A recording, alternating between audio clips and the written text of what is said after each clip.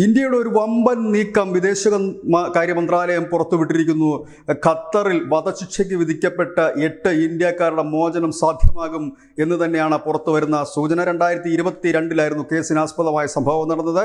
വധശിക്ഷയ്ക്ക് വിധിക്കപ്പെട്ട മുൻ നാവിക സേനാ അംഗങ്ങൾക്ക് വേണ്ടിയിട്ട് ഇന്ത്യ അപ്പീൽ നൽകിയിരുന്നു. ഈ ഹർജി ഖത്തർ പരിഗണിക്കുകയും 3 തവണ ഹിയറിംഗ് നടത്തുകയും ചെയ്തു. നവംബർ 23, നവംബർ 30, ഡിസംബർ 7 തീയതികളിലാണ് ഹിയറിംഗ് നടത്തിയത്. ഇവരെ എത്രയും പെട്ടെന്ന് തിരികെ എത്തിക്കാൻ കഴിയുമെന്ന് വിദേശകാര്യ മന്ത്രാലയം അറിയിച്ചു. ഇതിനിടയിൽ പ്രധാനമന്ത്രി നരേന്ദ്രമോദിയും ഖത്തർ അമീറുമായി ചില ചർച്ചകൾ നടന്നു. അതിൻ്റെ വിശദാംശങ്ങൾ പുറത്തുവിടാൻ കഴിയില്ല എന്ന് വിദേശകാര്യ മന്ത്രാലയം പറയുകയും ചെയ്തിരിക്കുന്നു.